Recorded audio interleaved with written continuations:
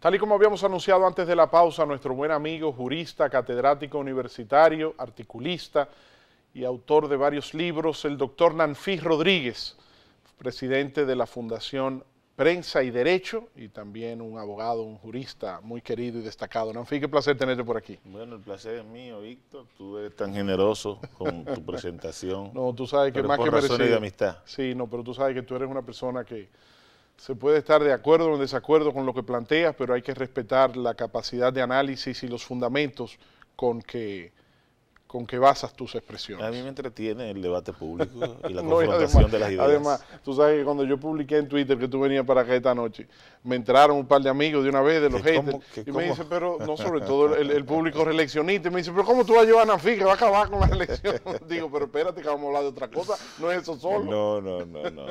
Además, Nanfí es de los dirigentes, tú sabes que yo critico que hay sectores o dentro del sector que está enarbolando o promocionando las aspiraciones de retornar a la presidencia de la República del expresidente Leonel Fernández, que se expresan con mucha intolerancia y con mucha agresividad, porque se puede tener una contradicción y se puede tener un debate donde tú plantees un punto de vista y yo entre en contradicción y no esté de acuerdo con tu punto de vista, pero mantenemos el debate con altura y con respeto. Nanfí es de los exponentes de esa corriente que está de acuerdo con las aspiraciones del expresidente Fernández, pero que usted no lo ve ni en las redes sociales ni en ningún medio descalificando a quien no esté de acuerdo con él o entablando un debate sin nivel, sin altura, sino siempre con mucho respeto. No, por el contrario, yo te decía que a mí me entretiene mucho la contradicción de las ideas. Se enriquece el debate. Y yo en Twitter, que es la red social en que estoy, regularmente no suelo responder los comentarios que se hacen a los Twitter que hago, porque son derechos de la gente de expresarse. Es más, ese es el sentido de las redes sociales. Claro. El tema 2.0 es un tema, digamos, de doble vía. Ahí es donde se revoluciona la comunicación, en el sentido de que ya no es una comunicación verticalizada, sino que es una comunicación horizontal, en que la gente te puede responder. Así es, y puede opinar también sobre lo que tú señalas, ya sea dándole retweet a tu escrito o dándole mention a otra persona para que pueda verlo y analizarlo y opinar también sobre lo que tú dices. Así es. A propósito de ese tema, Nanfí, vamos a empezar por ahí. La semana pasada, el Tribunal Constitucional emitió una sentencia a propósito de un recurso que tú presentaste en representación de la fundación que presides, la Fundación Prensa y Derecho, porque se pretendía, antes de la sentencia del Tribunal Constitucional, limitar la expresión de los ciudadanos a través de las redes sociales con respecto a ciertos criterios, sobre todo en la regulación de la campaña electoral. ¿Por qué decides presentar este recurso? ¿Sobre qué base presentas tus argumentos? ¿Y cómo te sientes luego de la sentencia evacuada por el Tribunal Constitucional? Bueno, la sentencia todavía no ha sido publicada de manera inextensa, íntegra, por el Tribunal Constitucional. Sabes que la lógica del tribunal es someter un proyecto de sentencia al Pleno, y si el proyecto de sentencia pasa a los 9 votos, que es la mayoría calificada de 13, pues entonces el recurso queda aprobado. Eso fue lo que pasó. Y el Tribunal Constitucional el pasado viernes dio a conocer un comunicado en el cual publicaba el dispositivo de la sentencia. Hay que esperar la publicación de la sentencia íntegra, porque es lo que nos va a presentar la argumentación que el Tribunal Constitucional pues construyó para llegar a la conclusión de que esas disposiciones de la Ley 33-18 de partidos políticos contravenían la Constitución de la República. En esta materia eso es importante por una razón. Lo que se conoce como la ratio decidendi, es decir, la argumentación del tribunal, la fundamentación que el tribunal hace. En latín, ratio. Es el razonamiento de decisión. Pero la terminología en latín. Sí, justamente se traduce más o menos así, el razonamiento de decisión que el tribunal hace. Okay. Entonces, eso es lo que constituye la jurisprudencia, que en el caso del Tribunal Constitucional es un precedente vinculante, de acuerdo a lo que establece la Constitución de la República, para los poderes públicos y para los ciudadanos. Entonces, es fundamental ver la construcción que hace el Tribunal Constitucional sobre esa ratio, sobre esa argumentación, para ver cuál es el alcance de la sentencia. Digo cuál es el alcance de la sentencia por una razón importante. Este recurso que ejerció la Fundación Prensa y Derecho y en el que me acompañó el buen amigo Héctor Herrera Cabral. Así, porque fueron juntos los dos. Sí, así es. Héctor es parte de la fundación. Entonces, suscribimos ambos el recurso. Pues este recurso toca las puertas de un tema que aún no se ha debatido en la sociedad dominicana y que ha sido un tema muy controvertido en sociedades desarrolladas como los Estados Unidos de Norteamérica en las últimas elecciones presidenciales en que el presidente Donald Trump resultó elegido, que es el tema de cuáles son los límites constitucionales a la libertad de expresión en las redes sociales, en el sentido de si esos límites son los mismos límites de la radio, la televisión o la prensa escrita, o si por las características de espontaneidad y falta de control pues editorial, las redes sociales tienen otros límites en términos jurídicos.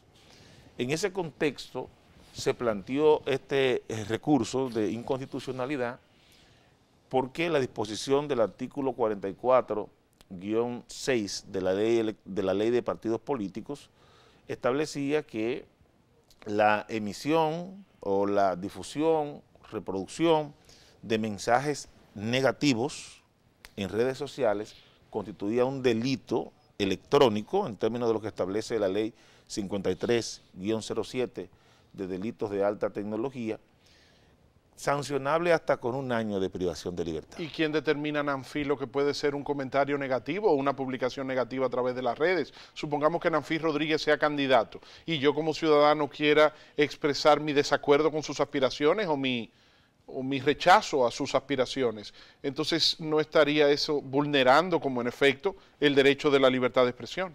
La libertad de expresión se ejerce fundada en una cláusula esencial, la cláusula de no censura previa, en el sentido de que su sistema de responsabilidad es lo que los abogados conocemos como un sistema de responsabilidad ulterior. Usted no puede establecer medidas preventivas para la sanidad de la libertad de expresión, sino que hay que esperar que el delito se cometa para poder aplicar sanciones o correctivos. Eso es fundamental porque esas medidas correctivas o esas medidas que buscan por la vía administrativa o por cualquier otra vía represiva controlar o censurar la libertad de expresión, pues propenden a crear un clima de inhibición, lo que conocen los norteamericanos como un chilling effect, es decir, un efecto inhibitorio de la opinión pública. La gente, ante las penalidades, la posibilidad de perder uno de los bienes más preciados que tiene, que es la libertad, pues se retrotrae y deja de hacer denuncias sobre corrupción, sobre asuntos controvertidos de los candidatos o los funcionarios públicos. Entonces, por eso, la Constitución de la República y la Convención Americana de Derechos Humanos establecen la cláusula de no censura previa. Lo que se establecía en la ley de partidos políticos es el típico modelo de ley mordaza que establece una cláusula de censura, que penaliza las denuncias calificadas como negativas, pero como tú dices, ¿dónde está el pretor que va a determinar qué es positivo o qué es negativo? La opinión pública, ese amasijo de opiniones de diversos colores y matices, pues se compone de opiniones positivas y negativas. Yo diría que incluso se compone más de opiniones negativas que resultan controversiales. En eso consiste el pluralismo del debate en democracia. Entonces, pretender establecer una cláusula de sujeción solamente a mensajes positivos o de que exista algún veedor que pueda decir lo que es positivo, lo que es negativo, realmente contravenía a la Constitución de la República, por lo que nosotros saludamos esa decisión del Tribunal Constitucional. Claro que sí, porque ahora ya los medios de comunicación no son solamente los tradicionales que conocíamos cuando hace 10, 15 o 20 años se limitaban a la televisión, a la radio y a los periódicos, a la prensa escrita en papel impreso, ¿no? Ahora ya entonces, con las leyes que tú acabas de citar, tanto la de delito electrónico como de libertad de expresión, se regula cualquier tipo de difamación o cualquier tipo de ofensa o de calumnia que se haga, pero no así desde la pretensión de un artículo en la ley de partidos políticos, ni siquiera en la ley electoral, que genere una mordaza, como tú muy bien señalas. O sea que creo que la sociedad ahí va a estar en deuda contigo y con Héctor Herrera Cabral por haber corregido ese desliz o esa intención del legislador que no puede haber sido con interés de violentar los derechos, pero que se violentaban. Bueno, la Fundación Prensa y Derecho es una organización que se ha caracterizado por ejercer una vigilancia sobre el clima de libertad de expresión en República Dominicana y que incluso rinde informes a organismos internacionales sobre cómo marcha la libertad de expresión en el país. Por una razón, la libertad de expresión es una libertad, digamos, nuclear, fundamental del sistema político, porque a través de ella se desarrolla todo el debate político. Y entonces en República Dominicana ya tenemos varias sentencias, la sentencia que despenalizó parcialmente los delitos de difamación e injuria, aquella sentencia contra el Instituto Dominicano de las Telecomunicaciones, Indotel, que pretendía dar acceso a las comunicaciones privadas de los ciudadanos sin orden judicial previa, otra sentencia sobre la ley 172-12 sobre datos personales. Es decir, es una organización que se desarrolla en el ámbito académico y en el ámbito jurisdiccional con acciones judiciales. No, y recuerdo también tu participación cuando se debatía en la Cámara de Diputados la penalización de la difamación. Inclusive tuviste una posición muy activa en ese momento, también con la responsabilidad del director del medio o del propietario del medio con relación a cualquier denuncia que un ciudadano haga por haberse sentido difamado o injuriado por algún comunicador. Así es, mira, yo entiendo, Víctor, que ello hay una especie de inflación legislativa, en el sentido de que hay un nerviosismo del legislador dominicano que ante el fenómeno de la irrupción de las redes sociales ha visto cómo se democratiza el debate. Un debate que tradicionalmente se daba antes entre las élites políticas. De repente la gente de base, la gente de abajo puede responderle a un político de primer plano. Y entonces en ese ambiente ha ido germinando una especie de discurso insultante también en las redes sociales. Sí, porque se le va la mano a algunos amigos. Un tema de irreverencia ante el poder y se reivindica el derecho al insulto como un derecho de los ciudadanos frente a quienes ejercen función pública. Eso ha creado una situación de nerviosismo en la clase política que le ha llevado a reaccionar con la activación del aparato represivo del Estado contra las redes sociales. Y eso es un error. Las redes sociales no constituyen, diría yo, medios nuevos en el sentido de lo que hacen. Son plataformas de telecomunicaciones nuevas a través de las cuales se expresan los medios convencionales. Porque ¿qué es lo que se hace en las redes sociales? Televisión, radio y prensa escrita, servida en una nueva plataforma, pura y simplemente con la peculiaridad de esa comunicación interactiva que representó el paso de las plataformas 1.0 a 2.0, es decir, pero la comunicación de doble vía. Sí, pero ojo, Nanfi, hay expresiones de ciertos usuarios a través de ciertas redes sociales que se ha convertido en un abuso, en un libertinaje, inclusive quienes se escudan en cuentas falsas para difamar e injuriar de manera alegre y constante. El anonimato es uno de los principales desafíos del tema de las redes sociales para establecer la responsabilidad jurídica. Hay una cantidad de desafíos. Estamos hablando, por ejemplo, de la jurisdicción por donde se ejercen las acciones judiciales. Tú sabes muy bien que plataformas como Facebook o Microsoft han exigido que sus domicilios estén en los Estados Unidos y consecuentemente ellos solamente pueden ser demandados en los Estados Unidos. Hay otro criterio de doctrina que dice que el domicilio competencial para entablar una demanda contra una de estas empresas está en el lugar donde se genera la difusión del mensaje, o pudiera estar en cualquier lugar donde se reciba el mensaje. Entonces, este es un debate que se ha dado en Europa. Hay una serie de desafíos que están relacionados con la regulación del Internet. Sin embargo, en el seno de los organismos internacionales se ha debatido el tema desde la óptica de los tratados internacionales sobre el derecho internacional de los derechos humanos. Lo que se ha dicho es, si son medios nuevos, servidos en estas plataformas nuevas, pero al fin y al cabo medios convencionales, lo que se debe tener a la vista son los principios y los tratados internacionales del derecho internacional de los derechos humanos, que protegen lo mismo, la dignidad, el honor, la intimidad, la propia imagen de las personas, la seguridad pública, y del otro lado también protegen la libertad de expresión. Sí, estamos hablando de la Convención Americana de Derechos Humanos, el Pacto Internacional de los Derechos Civiles y Políticos, la Declaración Universal de los Derechos Humanos. En el contexto de esos tratados internacionales multilaterales es que se debe dar la regulación del Internet.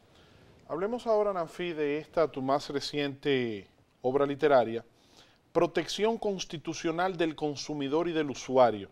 Estamos hablando de un libro de 592 páginas. Así es. O sea, esto es, aquí hay bastante material. Hay tantas, digamos, normativas dentro de nuestra Constitución sobre los derechos del consumidor y del usuario para hacer una obra de esta naturaleza. Lo que pasa es que la reforma constitucional del año 2010 dio el salto cualitativo del Estado de Derecho clásico, que conocimos, que le damos de los franceses, que suprimió el antiguo régimen de la monarquía, pues al Estado social de derecho. El Estado social de derecho es ese Estado constitucional que surge en Europa de la posguerra, para reconstruir las heridas históricas que había dejado aquella conflagración en el mundo europeo. Entonces, ese Estado social se proclama con dos premisas que son esenciales. De un lado, la tutela efectiva de los derechos fundamentales ya existentes, los derechos civiles y políticos, que eran los conocidos y reconocidos hasta entonces en las cartas políticas. Y la otra premisa son los derechos económicos y sociales. Los derechos de los consumidores y los usuarios están en el centro del pensamiento de los derechos económicos y sociales. Por una razón, son derechos que tienen que ver con la salud, con la integridad, con la calidad de vida, con el presupuesto económico de los ciudadanos. En República Dominicana esos derechos existían formalmente desde el año 2005, cuando se aprobó la ley 358-05 sobre protección del consumidor y del usuario. Pero la Constitución del año 2010 los eleva al rango de derechos fundamentales, es decir, de derechos humanos.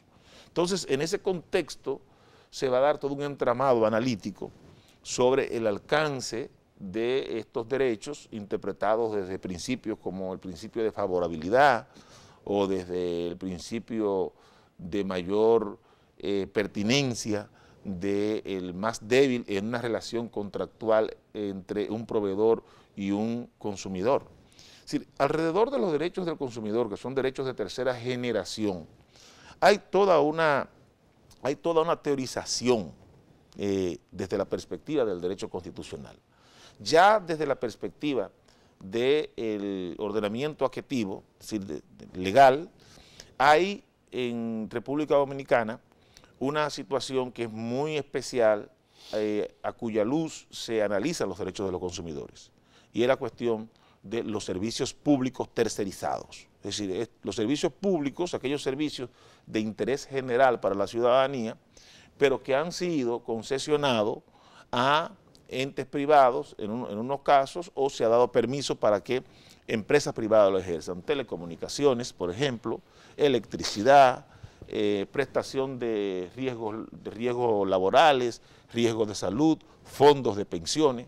¿Consideras que esos son los sectores donde tenemos ahora mismo mayor debilidad Ese es el desafío. en la defensa del usuario y del consumidor? Ese es el desafío del Estado social. Telecomunicaciones, electricidad, salud, fondos de pensiones, riesgos laborales. Seguros. Seguros. Sí, hay una serie de sectores que están regulados en el llamado modelo de la regulación económica, un modelo tripartito entre el Estado, el prestador, que es el sector privado, y el usuario, que en ese libro pues reciben un enfoque especial. Por vez primera, en la bibliografía dominicana se hace un enfoque sobre el tema de la regulación económica desde la perspectiva de los derechos de los consumidores y los usuarios. ¿Y cómo evalúa Nanfí Rodríguez el papel que ha venido desempeñando el Instituto de Proconsumidor y específicamente bajo la dirección de la señora Nina del Castillo? Bien, yo diría que cuando llegó a Nina del Castillo a Proconsumidor, existían algunas aprensiones sobre lo que podía hacer, sobre todo por el tema de su predecesora, nuestra amiga Altagracia Paulino. Sin embargo, Nina del Castillo ha superado las expectativas. Desde mi perspectiva, ha sido una excelente funcionaria, con mucha prudencia, ha llevado una relación de fiscalización, supervisión del mercado de consumo en República Dominicana sin crear una confrontación con el sector empresarial. Y eso es muy importante, porque el derecho de los consumidores y los usuarios no se puede ver como un derecho de confrontación, es un derecho de cooperación para mejorar la calidad en una economía social de mercado. Y yo pienso que estos dos periodos de la doctora Nina del Castillo pues han estado matizados por ese carácter dialogante de su gestión, lo cual no ha impedido que se hayan impuesto, por ejemplo, sanciones a empresas, importantes sanciones, y que se haya reivindicado la potestad sancionadora del órgano rector, en el sentido de hacer ejecutable la sentencia de la Suprema Corte de Justicia que estableció que Proconsumidor tiene potestad sancionadora. Ahora, hay limitaciones que no son, digamos, de la competencia de un incumbente. Ese mismo problema de la regulación económica. Los órganos sectoriales de regulación, dígase Indotel, la Superintendencia de Electricidad, la Superintendencia de Seguros, de Fondos de Pensiones, de Salud y Riesgos Laborales, etcétera, esas instituciones reclaman un fuero particular en que la relación con el órgano general de fiscalización de los derechos del consumidor, con Proconsumidor, es muy controvertido.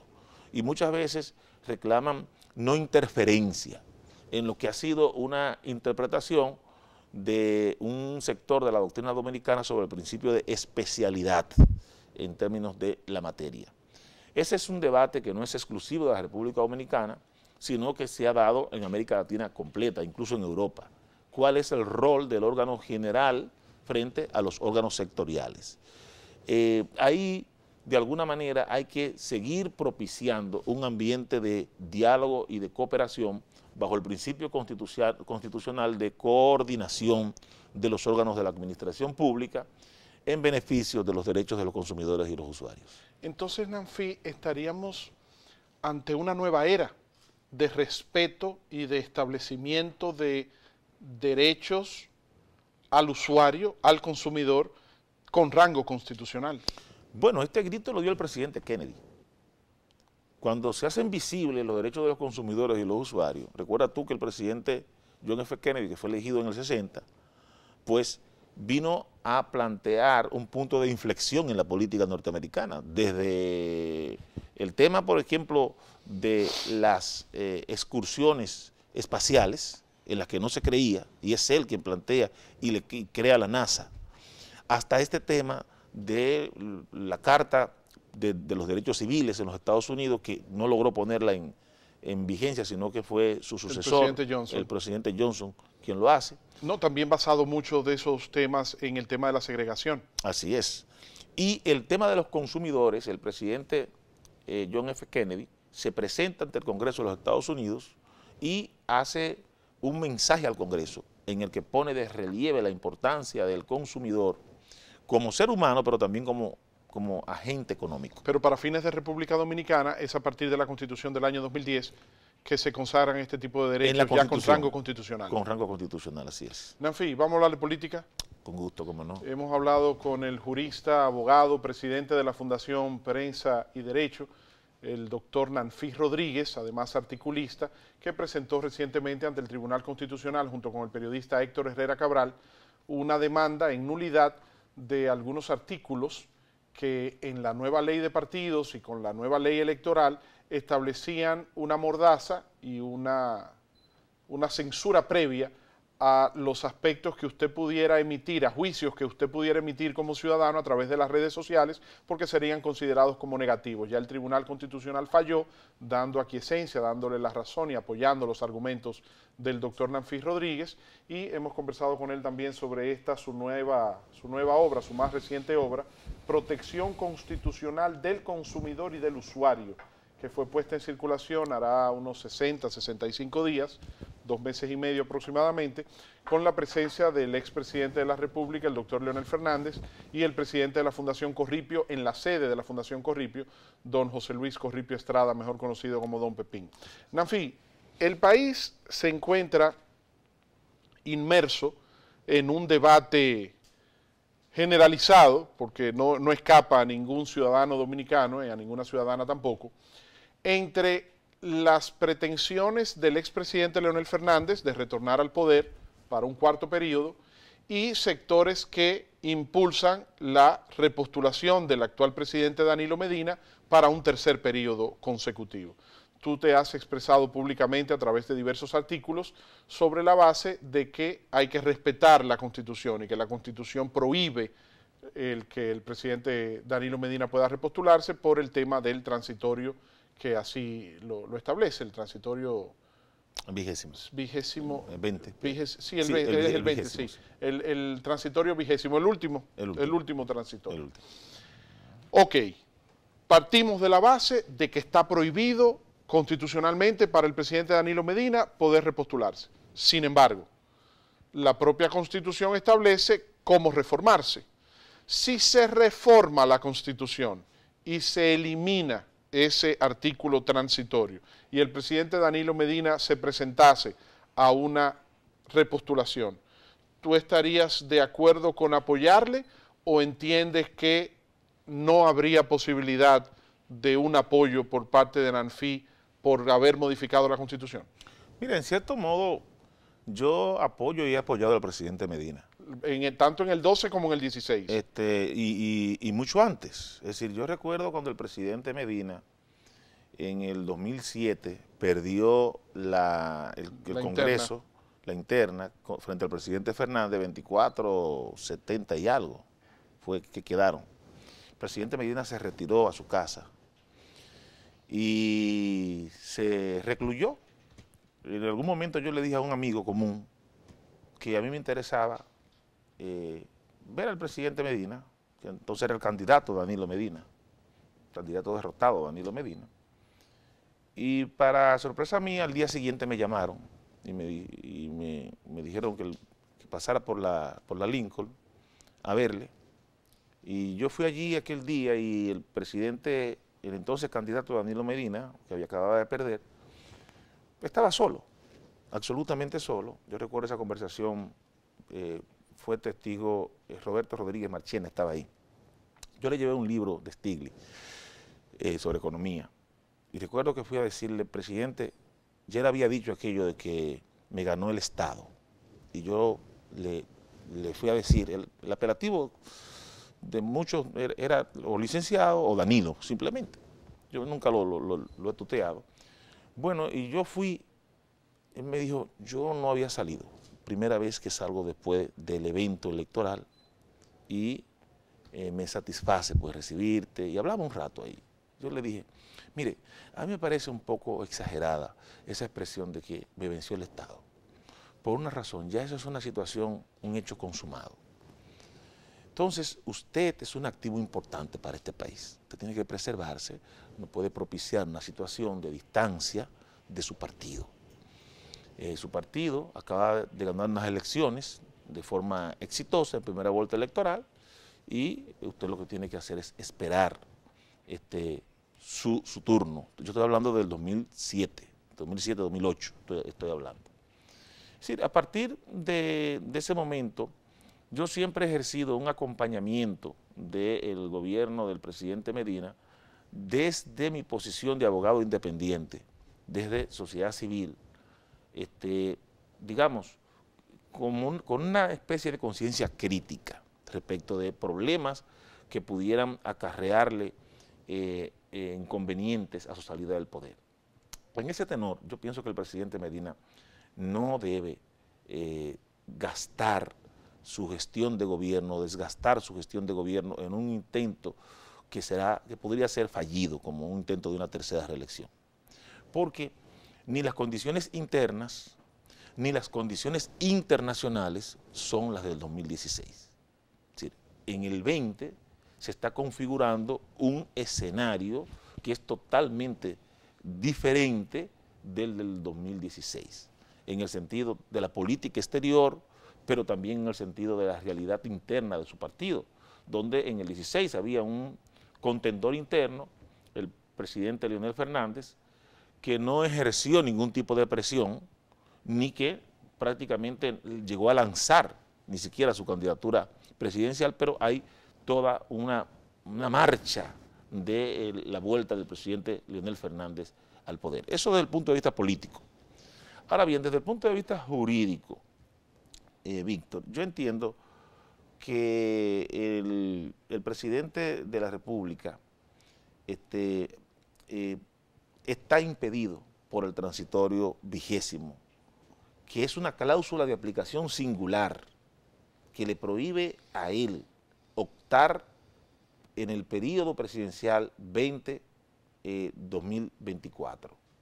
Y hay quienes han dicho, incluso se ha sostenido, la peregrina tesis de las antinomias jurídicas, las contradicciones jurídicas. Sí, el doctor Julio Curi ha señalado, uno de los exponentes de la tesis, de que hay una antinomia porque existe una contradicción entre la prohibición que establece el 20º y el derecho a la igualdad. El derecho a la igualdad por el expresidente Fernández, que ya apostó a una reelección y la logró, y el expresidente Hipólito Mejía, que apostó a una reelección, aunque no la haya logrado, pero que lo intentó, y que entonces ellos no están imposibilitados como sí lo está él. Esa es una. Pero también señalan la contradicción al derecho a elegir y ser elegido.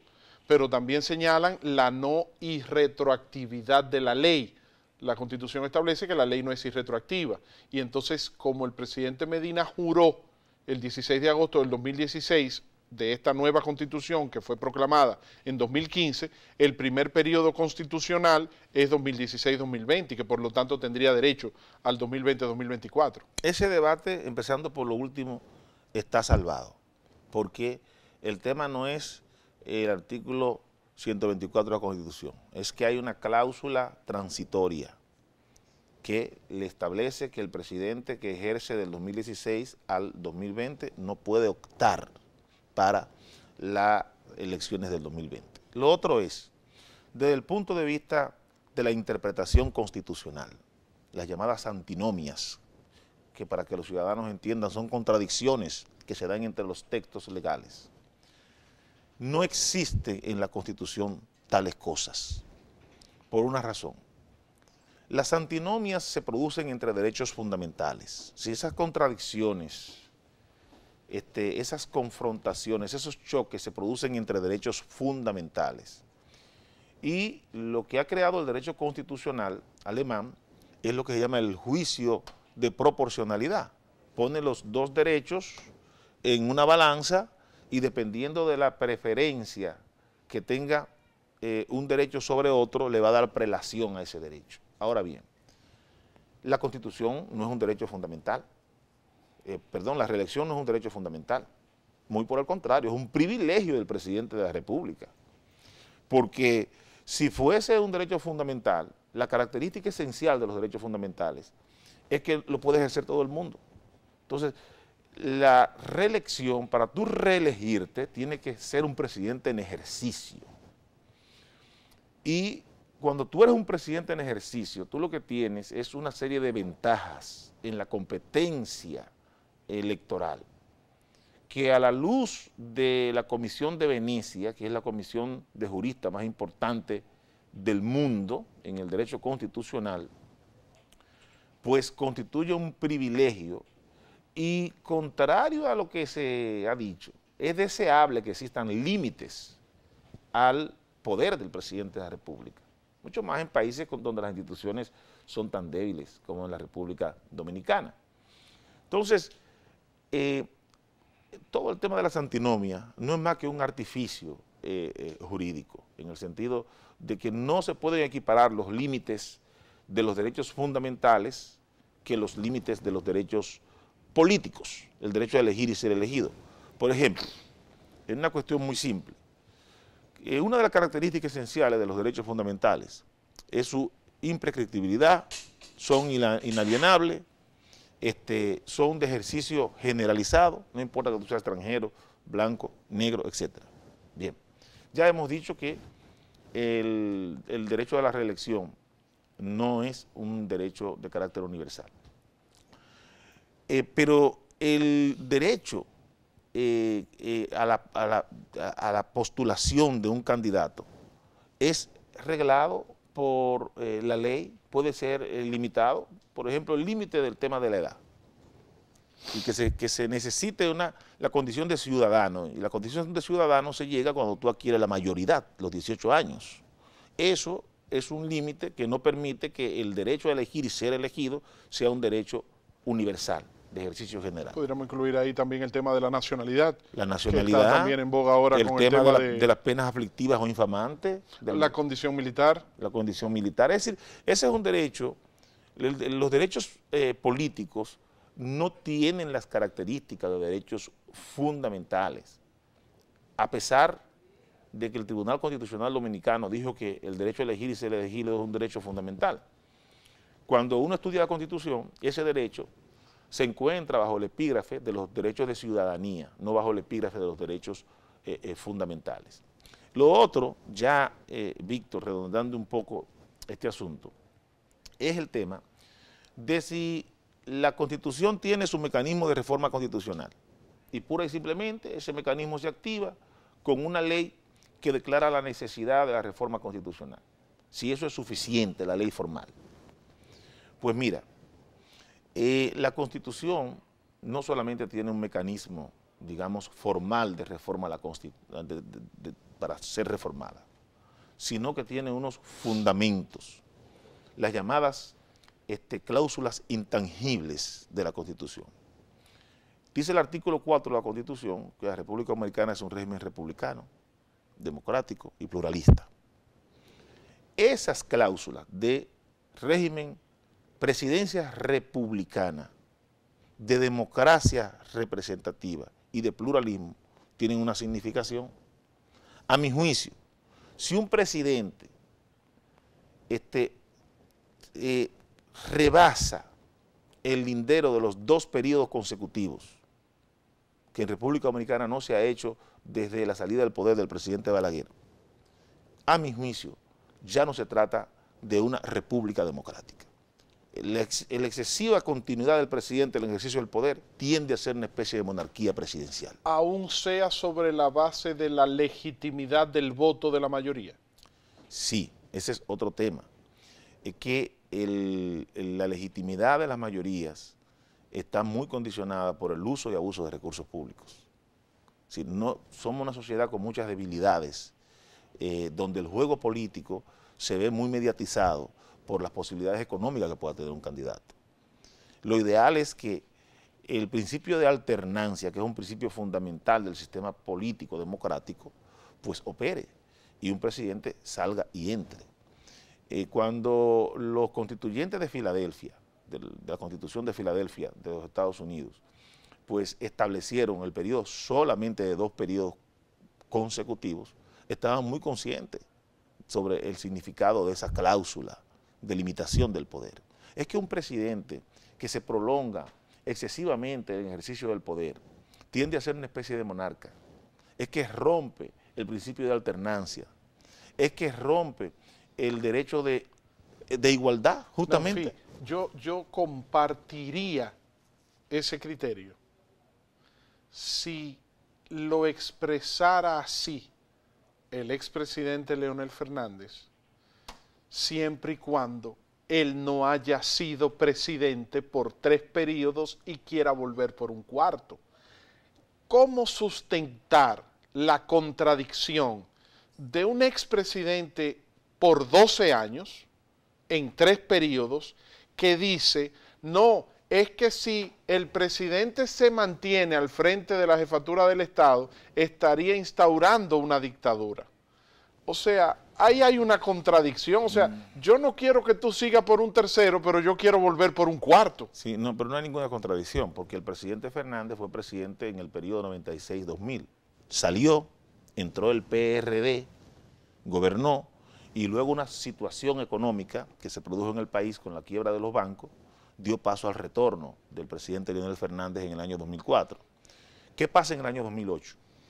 Se da un proceso de reconstrucción de la economía y del poder adquisitivo de los ciudadanos, y hay unas condiciones propicias para un proceso de reelección, de una reelección, no una segunda reelección, una primera reelección del presidente Fernández. Para un 3er periodo de él aún no sea consecutivo. Un 3er periodo no consecutivo. Pero además, ¿qué cosa más importante está pasando en ese momento? La Constitución se lo permite.